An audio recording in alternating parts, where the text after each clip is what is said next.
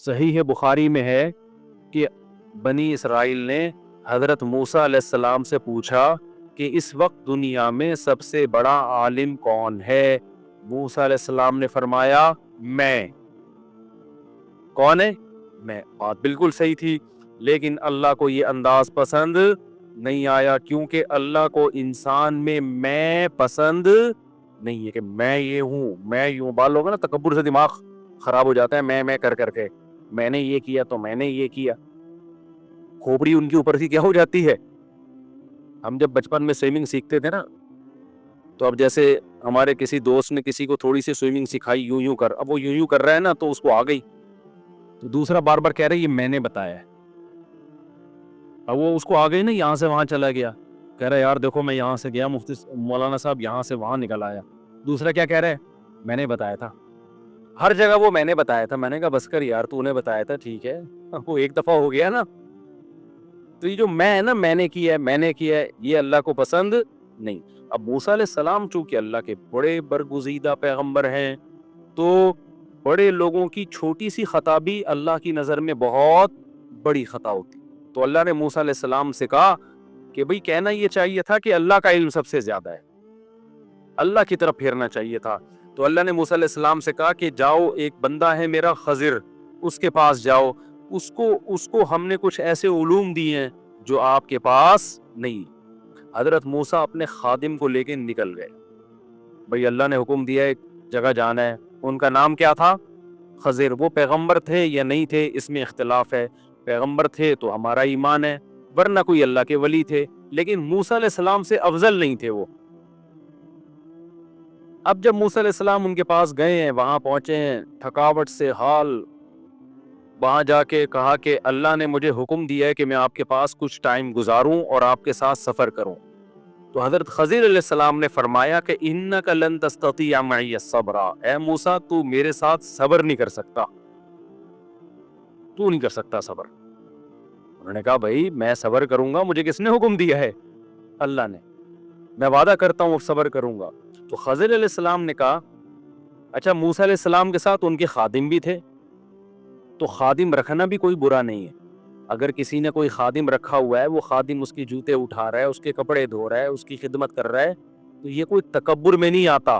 سمجھتے ہو کہ نہیں سمجھتے؟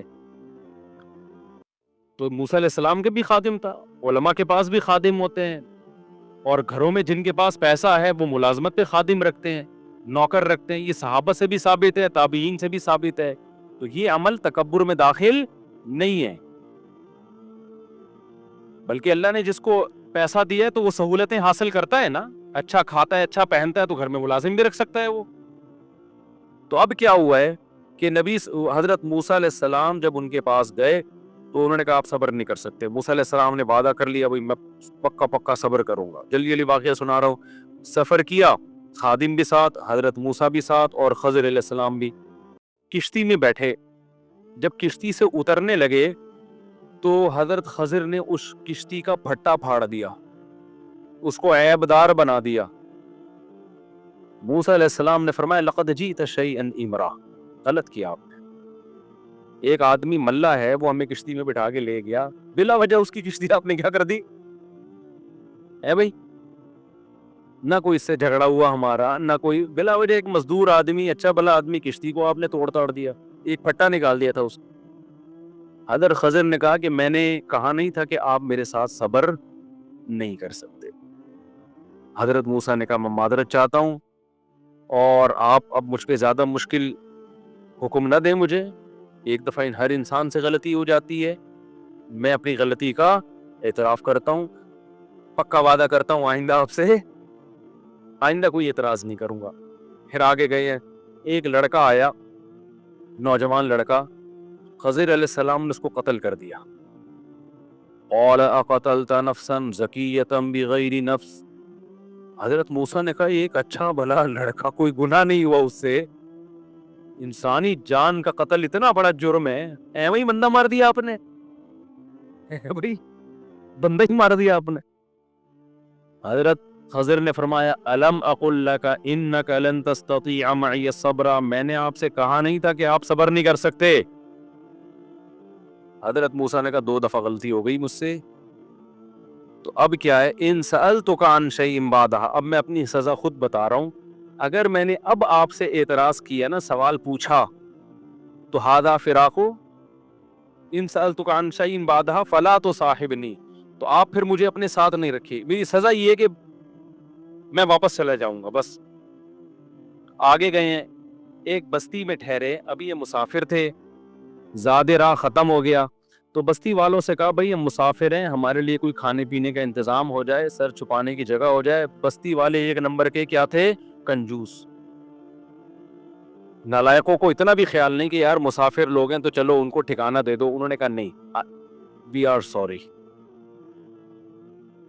حضرت خضر نے دیکھا ہے کہ ایک دیوار ہے گرنے والی ہے، اس کو سیدھا کر دیا، مضبوط، گرنے سے بچا لیا اس کو.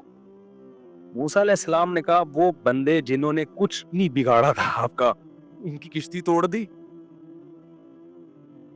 وہ نوجوان جو بیچارہ آیا سلام کیا، اس بندے کو ہی مار دیا. اور جو نالائق ظالم لوگ، ایک نمبر کے کنجوس لوگ، نہ کھلا رہے ہیں نہ مہمانوں کا اکرام کر رہے ہیں. پیغمبروں کے تو چہروں پہ ویسے ہی بڑا نور ہوتا ہے کہ نہ ان چہروں کا خیال کر رہے ہیں. ان کی دیواریں کیا ہو رہی ہیں؟ بستی کی دیواریں ٹھیک ہو رہی. حضرت خضر نے فرمایا ھذا فراق بینی و بینک، اے موسیٰ تیرا راستہ الگ اور میرا راستہ الگ. حدیث میں آتا ہے نبی صلی اللہ علیہ وسلم نے جب یہ واقعہ سنایا، اور قرآن میں بھی ہے، تو آپ نے فرمایا اللہ موسیٰ پر رحم کرے، اگر صبر کر لیتے تو اور بھی کچھ واقعات ہمارے سامنے آ جاتے. لیکن علماء نے بیان کیا ہے کہ یہاں موسیٰ کا صبر نہ کرنا ہی موسیٰ کے موسیٰ ہونے کی دلیل ہے، کیونکہ پیغمبر جس چیز کو غلط سمجھتے ہیں اس پہ خاموش نہیں. پیغمبر کا مزاج ایسا ہوتا ہے کہ غلط دیکھ کے ان سے نہیں برداشت ہوتا. صورتاً تو یہ عیب ہے، لیکن حقیقت میں کیا ہے؟ کیونکہ خضر علیہ السلام کو اللہ نے لوگوں میں تبلیغ کے لیے نہیں بھیجا تھا. لوگوں میں تبلیغ کے لیے کس کو بھیجا ہے؟ موسیٰ کو. تو موسیٰ غلط، کوئی بھی چیز غلط لگے گی نا، موسیٰ سے برداشت نہیں ہوتی کہ بندہ مار دیا، ٹھیک ہے نا. تو یہ ان کا، اللہ نے اس میں یہ بھی بتایا ہے کہ پیغمبروں کے دل میں نہیں علی المنکر کا جذبہ کتنا زیادہ ہوتا ہے کہ وعدے کر کے بھی ٹوٹ رہے ہیں ان سے وعدے. پھر وہ خضر علیہ السلام نے بتایا کہ جو پہلے کشتی تھی نا جس کو میں نے توڑ دیا، تو اللہ نے مجھے یہ بات بتائی تھی. اللہ بعض دفعہ کسی پہ وحی کر دیتے ہیں، بتا دیتے ہیں. یہ بتایا تھا کہ آگے ایک بادشاہ ہے جو عیب دار کشتیوں کو چھوڑ دیتا ہے اور صحیح کشتیوں پہ قبضہ کر لیتا ہے. تو میں نے اس کشتی کو عیب دار بنا دیا. یہ پھٹے کا نقصان چھوٹا نقصان ہے. اگر میں اس کو عیب دار نہ بناتا، آگے بادشاہ نے اس ملح کی کشتی پہ قبضہ کر لینا، تو وہ بڑا نقصان تھا. تو میں نے بڑے نقصان سے بچانے کے لیے کیا کر دیا؟ چھوٹا نقصان. دوسرا یہ کہ وہ جو نوجوان آیا جس کو میں نے قتل کر دیا، وہ اتنا نیک تمہیں لگ رہا ہے، وہ نیک ہے نہیں. اس نے اپنے بڑے ہونے کے بعد، اللہ نے کے علم میں یہ بات تھی، اللہ نے مجھے وحی کر کے بتایا کہ یہ بڑے ہونے کے بعد اپنے ماں باپ کو بے انتہا ستاتا ہے. ایسے بھی نافرمان اولادیں ہیں جنہوں نے اپنے ماں باپ کو قتل کیا ہے. تو اللہ نے حکم دیا کہ اس کو قتل کر دو، اور پھر اللہ اس کے بدلے میں ان کو نیک صالح اولاد دے گا. اس کے بدلے میں اللہ کیا دے گا ان کو؟ نیک صالح اولاد. اب میں اس میں سبق کیا ملتا ہے یہ میں آخر میں بتاتا ہوں. تیسری بات یہ کہ وہ جو کنجوس لوگ تھے نا، جن کا یہ تھا کہ دیوار گرنے والی تھی تو سیدھی کر دی، اس دیوار کے نیچے یتیموں کا خزانہ تھا، اور ان یتیموں کا والد کانا ابوہما صالحا، نیک آدمی تھا جس کی ڈیتھ ہو گئی، جس کی موت ہو گئی. وہ والد اپنے بچوں کے لیے اس دیوار کے نیچے خزانہ دفن کر کے گیا تھا. بچوں کو پتا ہے بچے بڑے ہوں گے خزانہ نکال لیں گے، یہ دیوار اگر آٹومیٹیکلی گر جاتی تو قوم خزانہ چوری کر کے کھا جاتی. دیکھنے میں تو لگ رہا ہے اس قوم کو فائدہ پہنچایا، حقیقت میں کیا کیا ہے؟ نقصان. ان یتیموں کا مال بچایا ہے میں نے. اس سے کیا پتہ چلتا ہے؟ دیکھو اب ایسا نہ ہو کہ آپ کو خضر علیہ السلام بننے کی کوشش کریں، یا کوئی آج بھی پیر صاحب آ جائے، بندے کو تھپڑ لگا دیا، قتل کر دیا. ابے کیوں مارا؟ مجھے خواب آیا تھا کہ بہت 2 نمبر آدمی ہے یہ. شریعت اب مکمل ہو چکی ہے. اب گواہیوں کے بغیر نہ کسی کو قتل کرنے کی اجازت، نہ کسی کی دیوار گرانے کی اجازت، نہ کسی کے پھٹے کشتیوں کے توڑنے کی اجازت ہے. کسی کو اس کی اجازت نہیں ہے، بلکہ شریعت نے ایک لا بتا دیا ہے. یہ تو اللہ نے بتا دیا کہ پچھلی امتوں میں اللہ نے ایسے معاملات بھی کیے ہیں. یہ کیوں بتایا اللہ نے؟ اس میں کیا سبق ملتا ہے؟ دیکھو ہمارے ساتھ کچھ ایسے کام ہو رہے ہوتے ہیں جو ہم سمجھتے ہیں کہ ہمارے ساتھ غلط ہو رہا ہے، لیکن اللہ کے علم میں وہ کیا ہو رہا ہوتا ہے؟ صحیح ہو رہا ہوتا ہے، ہمیں نہیں پتا ہوتا۔ تو جس کا اللہ پہ توکل ہوگا نا، اب جیسے جس ملاح کی کشتی حضرت خضر نے توڑ دی، وہ تو کہہ رہا ہوگا یار میری کشتی کا بیڑا غرق کر دیا، نقصان کر دیا، لیکن وہ اللہ پہ توکل کرے تو کیا کہے گا؟ بھائی اسی میں کیا ہوگی، بس اللہ کی طرف سے کچھ ہو گیا، ہمیں نہیں پتا کیا ہے لیکن خیر ہے، یہی سوچے گا نا۔ اب جن ماں باپ کا بچہ مر گیا، قتل ہو گیا، جو بے صبرے ہوں گے وہ تو ساری زندگی روتے رہیں گے، ہمارا اتنا بچہ چلا گیا دنیا سے، ہمارا بچہ مر گیا، ہمارا یہ ہو گیا، یہ ہو گیا۔ جو صبر کرنے والے ہوں گے وہ کہیں گے بھائی شاید اسی میں اللہ کے علم میں کوئی خیر ہو، ضروری نہیں کہ بچہ بڑو کہ نافرمان ہو سکتا ہے، کچھ بھی ہو سکتا ہے نا، کچھ بھی ہو سکتا ہے، بعد میں کوئی ایسا حادثہ ہو جائے اس کے ساتھ کہ آپ سے وہ غم برداشت نہ ہو۔ تو ہمیں اس میں یہ بتایا گیا ہے کہ جو بھی ہو رہا ہے، جو اللہ کے بارے میں اچھا سوچتا ہے تو سمجھو اس کے ساتھ اچھا ہو رہا ہے، جو اللہ کے بارے میں غلط سوچتا ہے تو اس کے ساتھ غلط ہو رہا ہے۔ حدیث میں آتا ہے اللہ تعالیٰ کہتے ہیں انا عند ظن عبدی بی، میرا بندہ میرے بارے میں جیسا گمان رکھتا ہے میں بھی اس کے ساتھ معاملات ایسے کرتا ہوں۔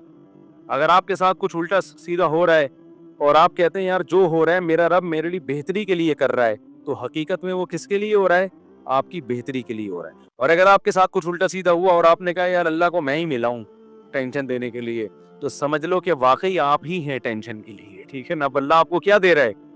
ٹینشن نہیں دے رہا ہے۔ اور اس میں آخری بات یہ کہ دیکھو ان بچوں کا باپ نیک آدمی تھا، باپ مر گیا، قرآن کے الفاظ ہیں وَكَانَ أَبُوهُمَا صَالِحًا، تو باپ نیک ہونے کا اللہ کی طرف سے کیسا انتظام ہو رہا ہے کہ بچوں کی وراثت کی حفاظت کے لیے حضرت خضر کو بھیجا جا رہا ہے کہ ان کی حفاظت کرو۔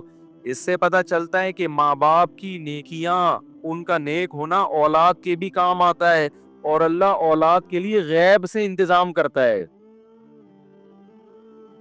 اب یہ چیز کوئی ٹریس تھوڑی کر سکتا ہے کہ کس وقت کس کے لیے کیا ہو رہا ہے۔ اس سے پتہ چلتا ہے کہ آپ کی نیکی صرف آپ کے کام نہیں آتی بلکہ آپ کی اولاد کے بھی کام آتی ہے۔ لہذا اپنی اولاد کا مستقبل بنانا چاہتے ہو تو اس کے لیے اپنے آپ کو بھی ٹھیک کرنا پڑے گا آپ کو۔ تو یہ بھی ہمیں اس میں بہت اہم سبق ملتا ہے۔ اللہ تعالیٰ ہمیں سمجھنے کی، عمل کی توفیق عطا فرمائے۔